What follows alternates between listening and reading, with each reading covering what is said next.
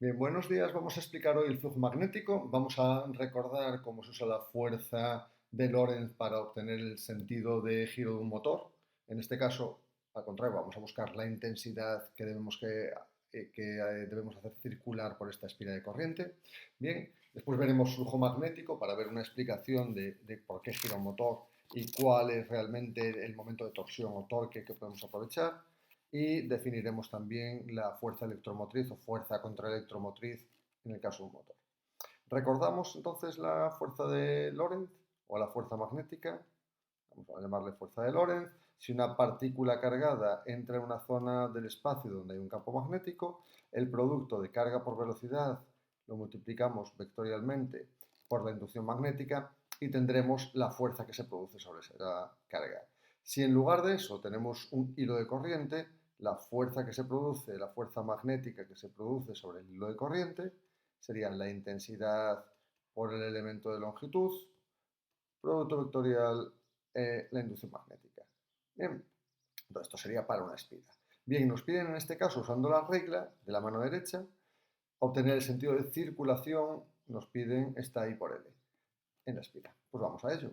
Entonces sabemos que la fuerza va dirigida hacia arriba y si dibujamos sobre aquí el campo magnético tiene esta dirección, va de norte a sur, ¿vale? Como está representado en esta flecha roja.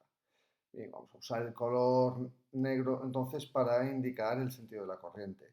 Si situamos el pulgar en la misma dirección que la fuerza que se produce sobre este lado y situamos el dedo medio o corazón en el sentido de la flecha verde, ¿vale?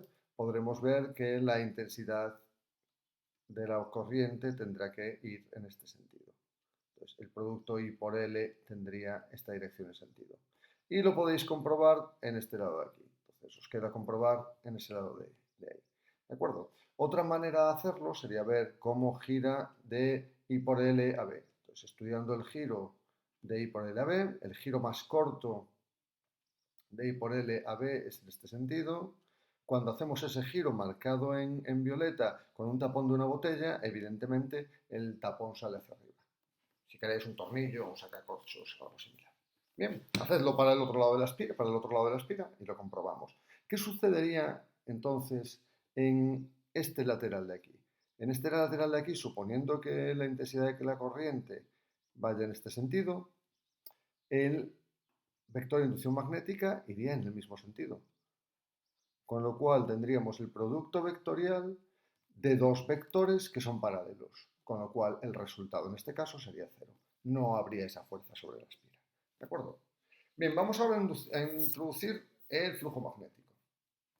Un hilo de corriente formando un aro, ¿vale? El vector S nos indicaría el vector director de la superficie. Es un vector que es perpendicular a la superficie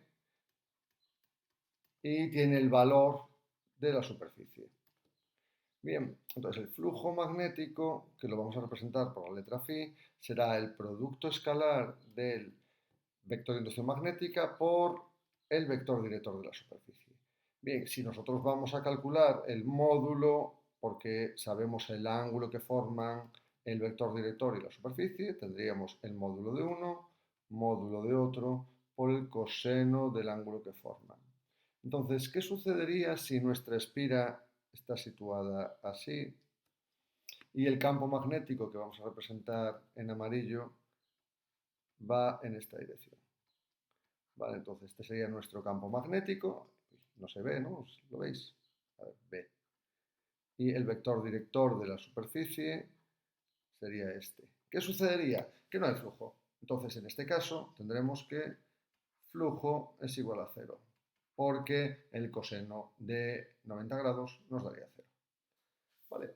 Eso será muy importante a la hora de diseñar motores. Vamos entonces a la siguiente diapositiva. Entonces, podemos analizar el giro de un motor a través de las fuerzas magnéticas o a través del flujo.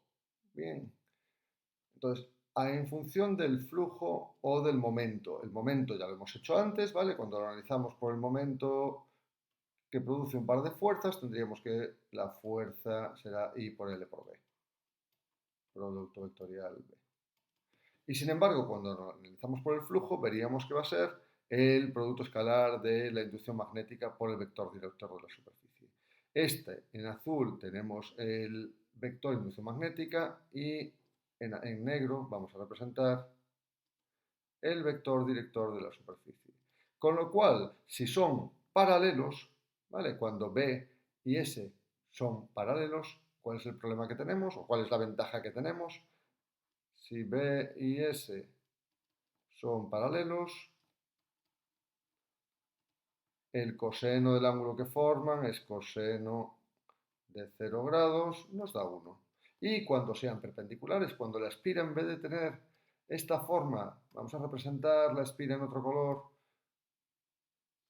perpendicular al anterior, ¿qué sucederá?